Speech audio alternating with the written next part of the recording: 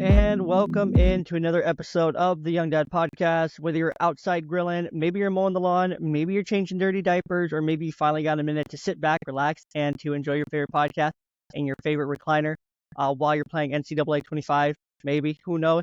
But whatever you're doing, wherever you're listening from, whatever you have your hands occupied with at the same time, thank you so much for tuning in. I'm your host, Jay. Super excited to be with you. I'm joined by Devin here. Devin, how are you this morning?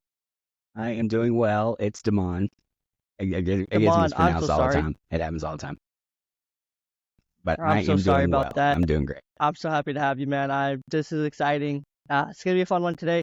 Before we jump too far into it, I do want to take care of just a little bit of business here at the top. As per usual, as I say, a little bit of business. Shout out to our affiliates and partners of the podcast that we have today. For Fathers Apparel being one of them. But if you notice my hat, I want to especially highlight my hat today. Support your local girl dad. This comes from my friends over at Dad Bod Apparel. Absolutely love Dad Bod Apparel. Fantastic. You get your support your local girl dad hat. You can get your dad vibes hat. You can get that you've also seen. You can get your support your local girl dad tank tops, t-shirt, and so much more over there at Dad Bod Apparel. Use code YoungDad15. You'll save 15% on your order. Super great. Good dudes. Good people. They just expanded their warehouse as well. So they are rocking and rolling and growing. I love to see it. So they're growing. We're growing. This podcast is also on the World Podcast Network now. This is the first episode after it's officially on the World Podcast Network. So super excited to be part of that as well. So podcasting, it's growing. We're growing. We're moving. We're making big moves here. So super excited to be part of that. So, Damon, a little bit about you is your father, you're a podcaster. You had a short stint in the WWE, fun fact, and your podcast consists of 6 questions. And we went through those a little bit before pre-show. But the one that really stuck out to me that you said is your favorite is, what are you curious about? And so, what are you curious about? I'm sure you get to ask other people all the time, but I'm going to ask you and kick us off with that question. What am I? I'm in a transitional mental space in my life. I just turned 50 last week as of this recording. And so I've had a lot of things running around in my head, like things that I've done well, things that I haven't done so well, probably been a little hard. And so what I'm curious how I'm going to apply the lessons that I'm learning right now to what I'm going through, because it's been quite an emotional turmoil around here a little bit. So I think what what it's going to look like right now, and then figuring out what it looks like, and to. All right. I like it. Just trying to see what the path is going to be going forward. And that's and all see where it's aspects at. as a parent. That's actually a little bit easier to grasp, because as they get older, there are lessons that I remember either not learning as around their age, or it brings up something I didn't think about, and how, now that I'm an adult, how to navigate it differently, things like that. So I get to learn through them. And then as a husband, my wife is constantly teaching. I'm not always constantly listening, but I try. And then then for myself in my occupation, and I'm looking. I haven't done interviews as much as I had the first 2.5, 3 years that when I started, and I'm looking to start moving back in that direction along. I love that, man. That's really cool. So, how old were you when you became a dad? And I guess also, how long have you been married to your wife for? 39. 39. And we've been together 14 years. We've been married 13 years. Okay, so 35 and 39 ish or so. Okay, very cool. So the reason I asked that is you mentioned that you're able to look back now that you're an adult, you're older, and there's always something with those birthdays with the zeros, right? Every time you come up on a 0 or a 5, you're like, oh, I really got to evaluate some things. I'm coming up on a 0 next year, and I'm kind of freaking out a little bit. I've been freaking out the last like 6 months since my last birthday, and it's about 6 months before my next birthday, and I'm like, the next one's a 0, like a whole 0, a whole decade gone by. I'm no longer this young. I'm in a place where I'm actually older, considered older. My body's changing, all the things, right? And so it's exciting. But the reason I asked that is, so you became a dad when you were in your 30s, met your wife in your 30s as well, which is really cool. So how was that different for you versus becoming a dad a little bit later versus becoming a dad a little bit earlier? Are you glad you waited and cards played out as they did, or do you wish you would have been a bit younger when you had your kids? All things considered. Glad I did the way I did it. The person I was even a decade before was not dad material. I honestly, I never wanted to be a dad. Never wanted to be a dad. And my wife, I knew that was going to be part of the process, right? And and so yeah, I would rather have. I like that I'd waited later. I'm learning lessons I wish I'd learned earlier. That's for sure. But I wouldn't have been able to do some of the things I got to do if I was a dad earlier. You know what I mean? My whole life would be different. And I 100%. don't know. 50 would. I think 50 would have hit harder if I'd had kids earlier, because you as a dad, in my opinion, your responsibility is your family. Or if if you're a single dad, your kids, whatever your situation is. And if I started that early, because I had a great example, my dad was a great provider. So that I would want to emulate that. So if I started earlier, then I wouldn't have had that short stint in the WWE. I wouldn't have even tried wrestling.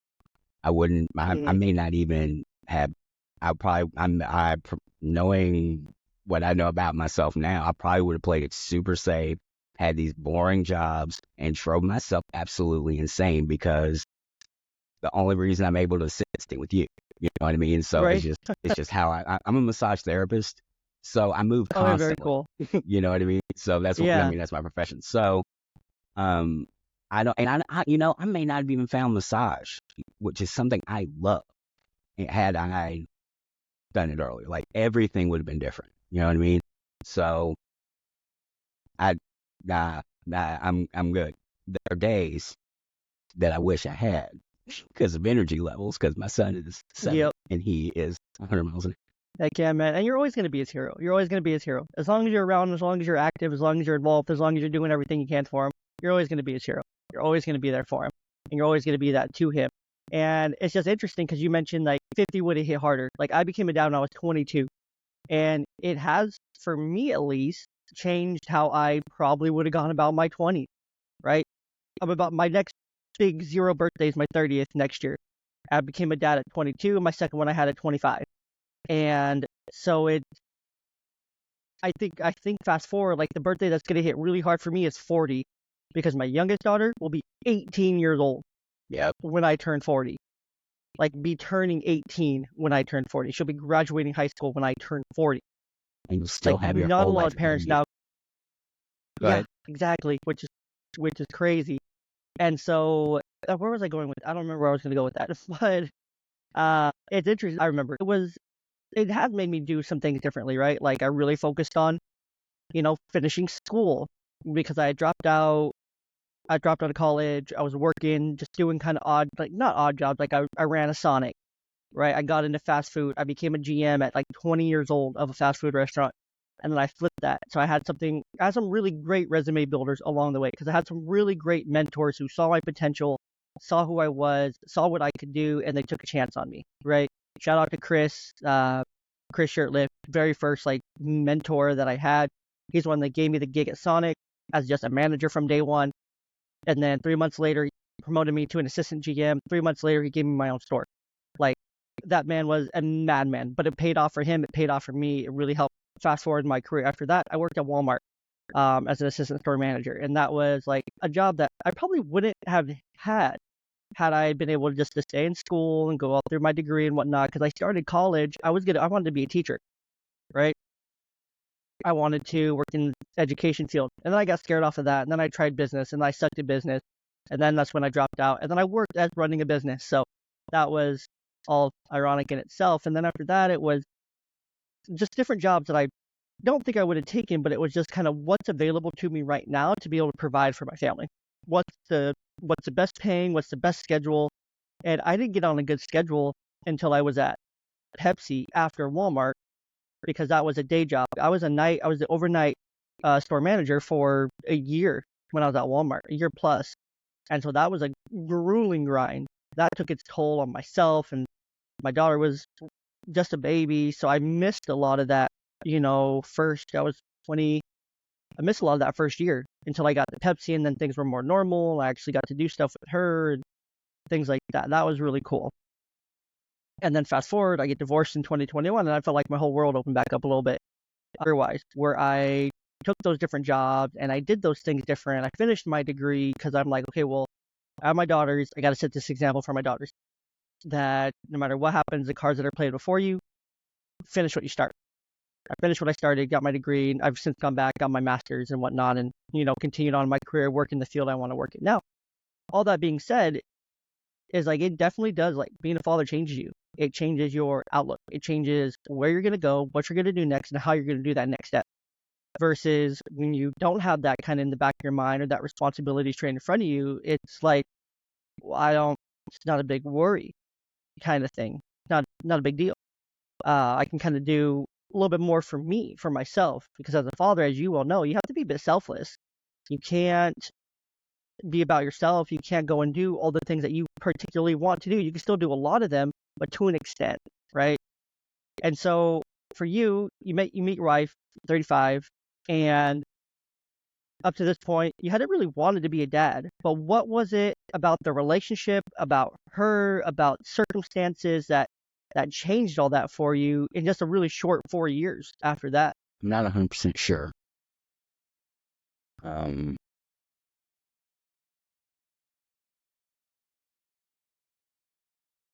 I honestly, I never really worried about it. I was kind of more in the moment and just enjoying our time together. And she's like, "We want to try." I'm like, "Okay," like that's my favorite part. And hit me. I had two really big moments. Oh, damn. And then when got here, and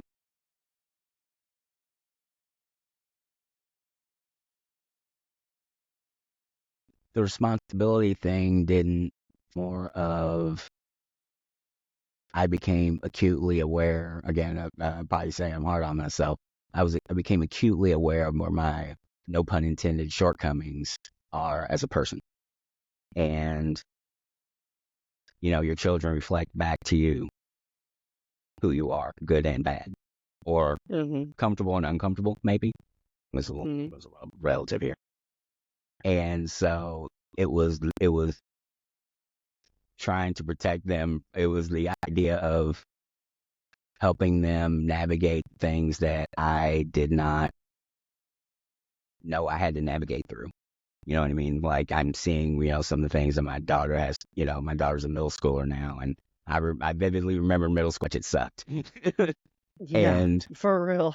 And she got, and almost, and like first week, she had a little boy said something to her, and so we talked about it. And my first response was probably not the best, but I came back with a better, we came back with a better solution to her problem. So, but I made sure I left it up to her to make that decision. Like, this is what I would do, and but this is. No, you good. That leads right into kind of the next thing I wanted to ask you here. So you became a dad, there was some shock, and you're 100% right. our kids do show us exactly where we fall short. They show us exactly where we suck, where we're great. They teach us about ourselves, and they teach us an ongoing continuation of reflection and self-evaluation. And sometimes, yeah, we give a knee-jerk response because we get fired up. We want to protect our kids. We want to, protect ourselves. We protect our family. That protector instinct comes out, right? And then after that, we have to be like, hold on, let me look in the mirror. Okay, you know what? Reassess, pause. Let me hit pause real quick. Pause. Let's reassess this. Let's re-talk about this. Here's the alternate path forward. Here's good. Here's probably bad. You should probably choose good, which is then the logical side coming out and me walking you through this, coaching you through this, versus the not so great side. Maybe not bad, but probably a little bit more emotional, a little bit more knee jerk, whatnot. So we always have the opportunity as fathers, right? And so one of your questions on your podcast is, what is something you wish you would have known that you don't know now when you first started? What is something you know now when you started podcasting versus when you first started? Something along those lines. Podcasting? But I want to twist it. Is that correct? Or yeah. So but I'm going to twist it a little bit. What is something you know now, than 12 years in or so, because I'm thinking middle school age-ish, what is something you know now as a dad that you wish you would have known when you first became a dad? Because it's And it doesn't have to be just one thing. It can be multiple things, whatever's coming to mind here. The first thing is that they're going to be okay. Being around, and I'm going to make, and knowing that, and being okay with making mistakes. And as soon as you realize that it happened, communicate that you recognize it and, work to like, right. Yeah. No, I know exactly what you mean. And that first thing you mentioned, they're going to be okay. Like, it's very often for first-time parents. Like, it was for myself, right? Like, you think your baby is so fragile. You think that every little thing's going to hurt him. Everything's going to hurt him. Everything's a danger, right? When babies are incredibly resilient, right? I always compare babies. I always think of babies like, okay, well, yes, they're a human. Yes, they have that one spot on their head that's very, very sensitive that'll brain damage them. But outside of that, they're pretty flexible. They're kind of jello-y. They're kind of plasticky. Even little kids, like, as they get toddlers and whatnot. Like, I've seen my toddler literally run into walls. And I've seen her run into walls and just go bonk and move on with her life. It's like, well, if I ran into a wall, I would hurt. But no, not toddlers, not kids are resilient. They're tough, right? They really only react when you react with them. Because if you see them get hurt and you react, then they're like, oh, here's my opportunity. Let's go. Time for the waterworks. Let's bring it on. But kids are super resilient. So that's a great one. Because a lot of young fathers, first-time fathers, need to know that. Like, they're going to be okay, right? The sickness maybe it's going to last for a day. Give them a little bit of Tylenol. Give them some extra cuddles. Keep an extra eye on them. They're going to be all right. They're going to be all right.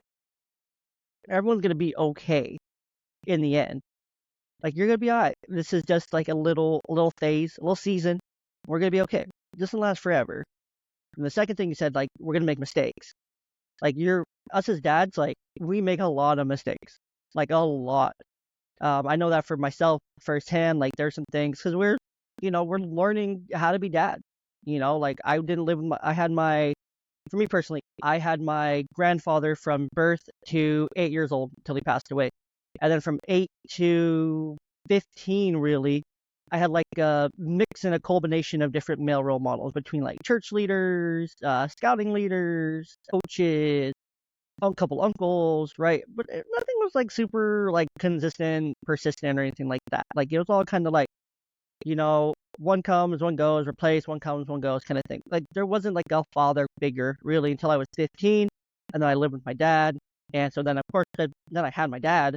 It took a while for our relationship to grow. I would say it took me and my dad probably 3-4 years. It probably took until I was adult for us to have that relationship that we have now, to the point where he calls me randomly, I call him randomly, and it's that point. But that took 10. How old am I? That took 10, 12, 14 years now to get to that point. Like, that's a long time because we missed out on that first 15. So we had to rebuild for a really long time and build that foundation and to build up to where we are now. It took a lot of trust for both of us. It took a lot of time for both of us to get there, kind of thing. And so it's really interesting. So we make a lot of mistakes because maybe you, the listener, not you, Damon, but for myself, for the listeners, like, we didn't always have that example. Growing up, it's like, well, I don't know what to do. I don't know how to do in this place. And same as being a husband, right? Like, I didn't see a example or anything on the regular that was at this level.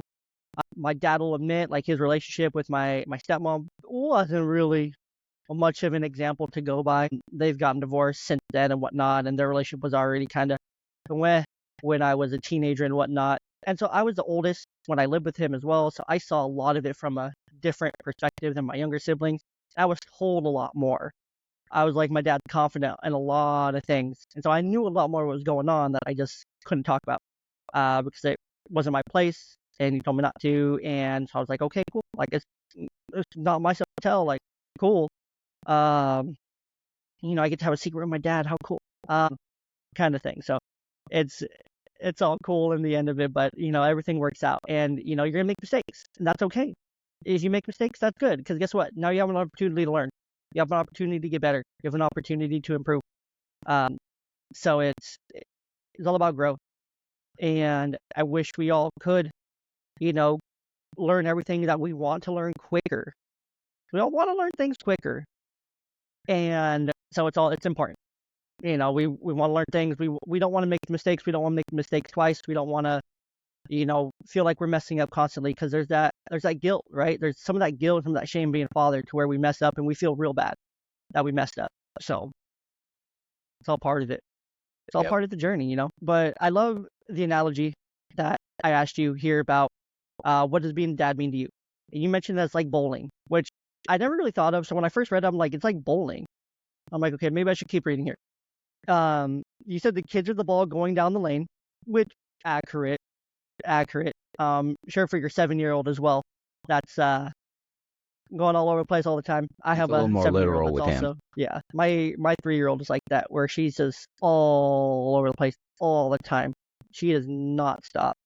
At least my older one, my 7-year-old, she can stop and just sit in her bed, color, relax, listen to music, and she can sit and just do that. My 3-year-old just runs around.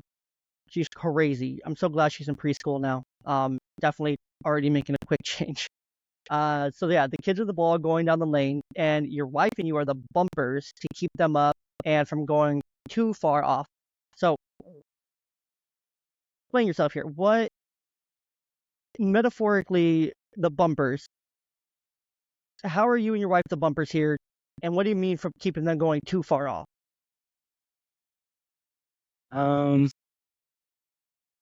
We're the bumper to allow them to grow in however they're going to grow, right? Well, the bowling, the kid's the bowling ball, the lane is the path, and with if you've ever, it's a thing they do in place we go bowling. They have these bumpers that'll come up. So because kids, the balls are, so a lot of them can't get the ball down, and if the ball goes where the gutter would go, it bounces off depending on how fast the ball's going, and you sense, or really bad bowlers like myself, right? So my wife and I are my wife and I are the bumpers, because we provide, rules to live by. How do you treat people? Things, how we navigate through life anyway, not the definitive reason though. And, give them enough reasons, because my wife and I are going to be different in some aspects. So our children will also pick and choose, trying to give them as many options as as many they want to do in life. And I love that. I never thought of it like bowling before, Yeah. but it makes sense. It makes perfect sense, man. It, like, once you break it down a little bit, like, it makes sense. I was just trying to, like, picture, I'm like, okay, how does this relate? How do you put this all together? Like my brain couldn't quite put it together. I'm like, okay, I want to pick his brain on this one to see how it is there. So, another question here before we get closer to wrapping up here. So I wanted to talk about this. I wanted to talk about the podcast, and I wanted to talk about your time in the WWE. And so in the WWE, you mentioned earlier that your dad kind of pushed you to chasing that dream. You had some, or correct, or what was that path like to the WWE to get you there? Because I grew up on the WWE. I loved watching Monday Night Raw, AEW on Tuesdays, Friday Night SmackDown. Like in middle school, when I got to middle school and moved and whatnot, and friend's house that lived around the corner, we would watch. His parents would always buy us pay-per-views. That like his house was like the house. So it'd be a bunch of us middle school boys. We'd go over there, and then like they had this basement, and they had like this platform, this like loft bed down there. But we would take the rail off the loft bed that was removable. We'd throw the mattress onto the ground and get a bunch of pillows and everything. We'd grab everything from around. There was a couch, and we'd throw everything on the ground, and we were just doing moves on each other. Up until the pay-per-view, and then the pay-per-view, like we all just looked at TV like just dumbfounded. We thought this is the coolest freaking thing.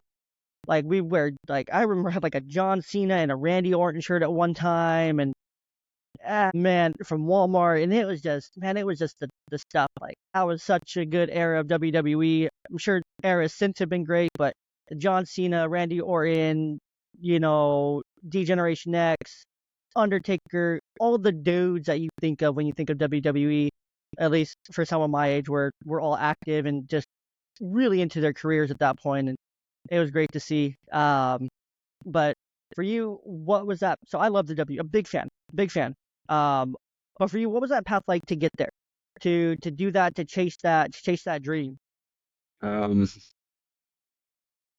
I'll tell this as fast as I can. There's a lot of serendipitous things that happen during this, and which is why I keep the things that I keep.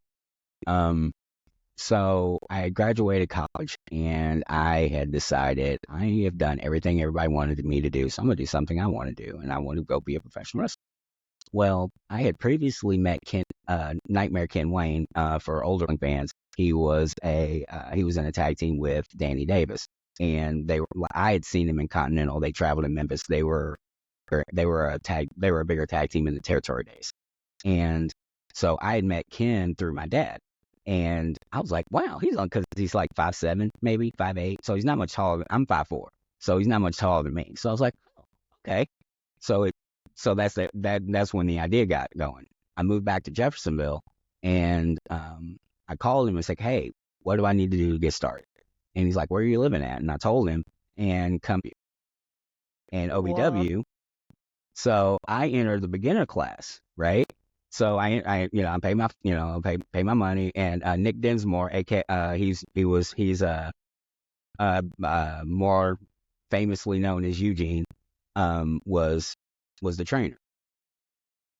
He saw something in me, and I got to travel with him a little bit, and that's some local shows around like HWA and things like that, which was another farm system of WWE. I got to wrestle there. I got to wrestle what the wrestling landscape was like at the time. Then so there was a beginner class, and then there was the contract class, which is where Randy Orton was, where Ron Waterman, I don't know why his name is at the time, just arrived. Brock Lesnar had just arrived. So, and Cena. Wait, so they were there with you? They were in the advanced class. So, like, the members and the contract guys did not interact as far as training goes. But they were in the same like facility. We were all in the same building. Yes. Whoa. Okay, I gotta tell this story because it's hilarious. My first story. My very first wrestling match at OVW, right? What they did was they did live to tape. So what they would do is they tape the TV match. They would send another match to entertain the people that are there. Okay, So I got to be in one of those matches. and my tag wrestled. But my tag team partner, he just passed recently. Rest in peace, Vivacious Charles. I gotta tell the story. So we're sitting. One of the things in the locker room is you be quiet and try to learn something. Mouth closed, ears open, right? So Charles is trying to watch the show, and I don't want to be rude. I'm like trying to watch, and I'm it's like, and Charles thinking that Brock is kidding. Well, why don't you kiss my bleep? And Brock gets up, Oh no, and not he is one Brock. of the largest human beings I've ever seen in my He's entire so life. big. He is ginormous. So He's like what, turns. 6 foot something and 300 pounds and just built like a freaking freight train. Yeah, he was 300 pounds then, easy. And he turns to Charles, and he completely blacks out Charles. I can't see him anymore. Like, all I can see is his back. He didn't have the tattoo yet. And I see a mess that, like, wow, welcome to the wrestling business, I guess. That was my first time being in the locker room. And it was terrifying. I was messed up for months about that. It was crazy. And you learned something. But I knew to shut my mouth. But I knew I didn't realize how dire it was that I did so. But man. so Nick brought me in to watch tape, and there was a guy there. When I walked in, the contract class was going, and there was a guy there that was in the same beginner class I was in. Okay, I'm not mentioning any names, but I felt like I was better than this guy. I'm not as big as he was, but in the ring, I felt like I was better. So after we go over film, I just turned to Nick. I go, "So when do I start?" He goes, "I'll see you Monday." So that's how I got in the contract class. Let me see. The Bastions were Cena was there. Shelton Benjamin, he helped me a lot. He's an amazing bro. Shelton Benjamin, he was. Oh my goodness, I killed dude, that in his position. prime. He was incredible. One of the easy. I'd have to. I'll send him to you one day. So I was thinking of someone else, but I had to check this. I had to look him up. He just went by Shelton Benjamin, didn't he? Yes. Yeah, this dude was so talented. I remember watching this dude growing up. Like he was crazy. So good. In the ring that he walked, he did, the Undertaker walk, right? Mm-hmm. He did that, no hands, all the way across turnbuckle to turnbuckle. Whoa. Yeah. Man, and you guys are the same age, roughly. Hmm? He's 49. So you guys are about the same age. He's 49. So. Yeah. I think he has a little bit better genetics in that regards. It is what it is. I mean, I don't think many people have Shelton Benjamin genetics. He would have been good at whatever he decided to do. He's one of those guys. Yeah, dude was crazy talented. Anyways, continue, please. Sorry, I just had to gush over Shelton Benjamin for a minute there. I understand. So I wound up in the advanced class, right? And then Jim Cornette takes over the book. He had already had the book. I'll take that back. But the place we started in was like a small, like, warehouse type place. It seated maybe 75 people, no air conditioning. Like, it was a box. And as a matter of fact, you could only work to two sides of the ring. So, because the back side where the concessions were, and then another side was a wall, basically. So you could only work like two sides of the ring. Danny eventually moved to a bigger warehouse in Louisville, which is, no, it's not there anymore now. Since I bought it, I think. I'm kind of lost track. Anyway, they moved to Louisville, right? And it seated 500. So the first TV show night, everything goes great, and everybody leaves. The last people out, and I see the concession ladies and a couple other people cleaning up. I'm like, I'm like, you know what? I'm here. Let me clean up. It's part of my duty as a new guy. You know what I'm saying? And so, we end up, whatever. And comes up to me, says, "I need you to get a tuxedo." So I'm like, oh, so this is my break. Fast forward, I'm with Bowling Services. I have a run with Mark Henry's manager. I got slashed by him one time. Rene Dupree. I was up at OVW. As a matter of fact, the gimmick that he did in WWE, they replaced me with the dog. So, which, whoops. So that's always a bit of trivia, I guess. And so That's I mean, I cool. worked with some, like, everybody I worked with up until that. And so I just have a question about Vince. Like, did you ever get to work with him, talk to him, interact with him? Because I've heard him talk on, was it Rogan? I think I've heard him on Rogan, and this man is a madman. You know, he sleeps for a few hours a night up until like when he turned everything over to Triple H. He was sleeping just a few hours a night, you know, up for 20, sleep for 4, if that kind of thing. Like just always working. He would take a vacation, but he would still watch and call and be like, I don't like that, change that, and blah blah blah. Was he really that tyrannical leader kind of thing, or was he more humanized than that? Um, I interestingly enough, memories of interacting with Vince. I interacted with him quite a bit. I mean, but not. But one is the debut of when I was with Ernest the Cat Miller. We debuted in Idaho, Boise, Idaho, which, you know, is known for its, you know, large black population. But I remember him trying to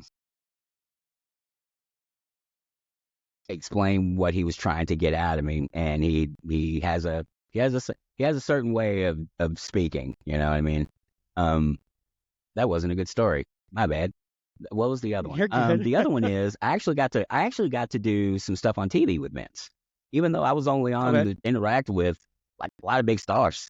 We did a thing, the angle that we did with Ernest, it was Ernest the Cat Miller and myself. Um, Ernest the Cat Miller and I had been coming out dancing on TV, and then we were about table comes out. She, you know, she puts the bad mouth as a little spin, dip, kiss, and yay us. The next week, I think it was the next week, we come out, we start to do the deal, you know, we talk about what happened, and then she comes out, puts the bad mouth to us. I think this is how it works, how it went. And then when Vince came out, that was the loudest I had ever heard a crowd. It was like, I understand why wrestlers are the way they are, especially top guys. Like, I get it. Like, having that, like, that feeling was amazing. It was Interesting. Very cool. Well, that's a heck of a story, heck of a run how you got there, and you know, it sounds like it, you know, wasn't coincident. You know, you call it serendipitous. Some might call it something else. I would say that's all this intervention and, you know, the path that was laid before you because you were working for it, and what just happened next because of your hard work and what was meant to happen for lessons learned along the way, the experiences you had, and you know what your path was set out to be. So, regardless, Damon, thank you so much for up to this point for the conversation. Just want to close real quick with a quick shout out to our closing sponsor of the show. The beats that you hear are from the Podbeat app. They are fantastic. I love Podbeat. They turn any podcast into a musical experience or any audiobook as well. So if you're a big audiobook listener and you listen to the podcast and your next thing you're going to listen to is your favorite audiobook or the self-help book of the week, then Podbeat has you covered to help take your listening experience to the next level. So all you have to do is open up your podcast, play it, whatever platform, audiobook, whatever platform, play it, open the Podbeat app on top of it, overlay it with the beat. If you're going to go work out, go to the gym, it's great for all that. Additionally, I want to shout out the June app, Joon. June app is great for parents with children who struggle with behavior, habits, or routine. You can use the June app to help improve your children's habits. If you go down to the description of the episode, you can find the link. It's great for you. Try the app for free. And then also additionally from there, if you love it, use the code YNGDAD to save you some off your annual membership. So while Damon does a little dancey dance there, if you're looking on the YouTube machine or Spotify video, then you'll be able to see him doing his little dancey dance there. You see why he made it big time in the WWE for the moves right there, as you see. So, Damon, just to close this out here, last closing question. Let's say a young father comes to you, 18 to 25, 18 to 23, 24 years old, super young. He knows you, and he comes up to you. He's like, yo, man, I just had my first kid. He's stammering his words. He can't get going. He can't get it out. He's nervous. He's scared. All things like that. What is one or two pieces of advice that you would offer him in that moment?